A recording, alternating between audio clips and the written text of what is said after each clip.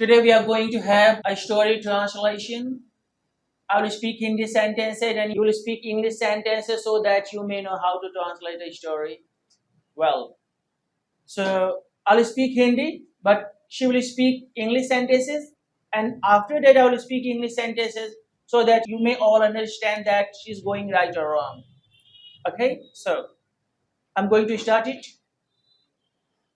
Very first, I would like to tell you something that if you're going to translate a story, you must know that you are going to speak more and more second forms.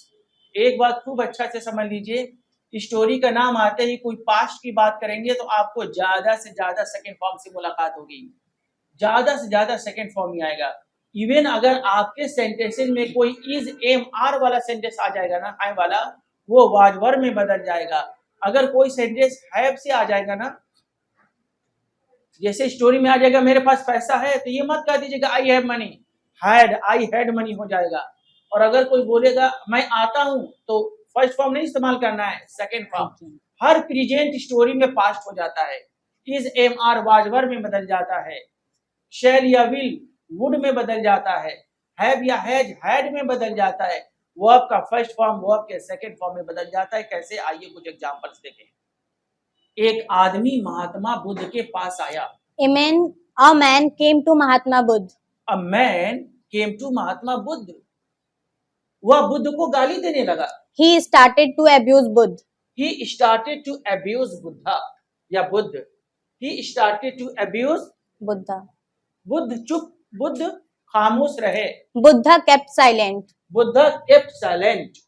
Buddha Kept silent. kept silent। जब वह आदमी चुप हुआ, When that man kept silent, चुप होना की English keep silent होती है, लेकिन चूंकि हम कहानी बोल रहे हैं तो कहानी में बोलेंगे second form. When that man kept silent, when that man kept silent, Buddha ने एक सवाल पूछा। Buddha asked a question. Buddha asked a question। Buddha asked a question। अगर कोई मेहमान तुम्हारे घर आएगा, If any guest came to your home, if a guest या if any guest came to your home, आप सोचेंगे ये बात तो फ्यूचर में है, तो आप केम क्यों बोल रहे हैं? क्योंकि इफ वाला सेंटेंस में सैल्यूबल लगती नहीं, लगती है वर्ब का फर्स्ट फॉर्म, और वर्ब का फर्स्ट फॉर्म बदल जाएगा वर्ब के सेकंड फॉर्म में। If any guest came to your home, तुम क्या करोगे? what would you do? What would you do? Hey, what would you do? वह आदमी बोला। That man spoke. That man spoke या that man replied, that man replied. जाहिर सी बात है, Obviously, ऑब्वियसली मैं उसको खाने के लिए कुछ दूंगा। I gave him something to eat. I would give him something to eat। ये सेंटेंस फ्यूचर का था, लेकिन हम शैल नहीं लिखेंगे ना, क्योंकि हम तो पास्ट की बात कर रहे हैं, तो हम शैल की जगह पर बोलेंगे would. I would give him something to eat। Buddha ने दोबारा पूछा। Buddha asked again. Buddha asked again। Buddha asked again। अगर वह आदमी उस खाने को नहीं लेगा, If that man didn't take this food, if that man didn't take that food, if that man didn't take that food, excuse me अचल, वो खाना कहाँ जाएगा? where would that food go? Where would that food go? Where would that food go?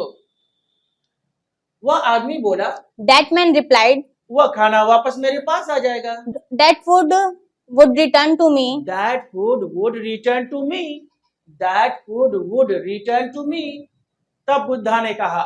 Then Buddha said, Then Buddha said या Buddha replied, तुमने मुझे गाली दी। you abused me, You abused me। लेकिन मैंने उसे स्वीकार नहीं किया। but I didn't accept that. But I didn't accept that। But I didn't accept that। इसलिए So तुम्हारी गालियां तुम्हारे पास चली गई। your abusing returned to you. Your abusing returned to you या your abusing went to you। पता है आपको? Do you know? Yes, sir. वह आदमी लज्जित हुआ। He ashamed. That man ashamed. That man ashamed।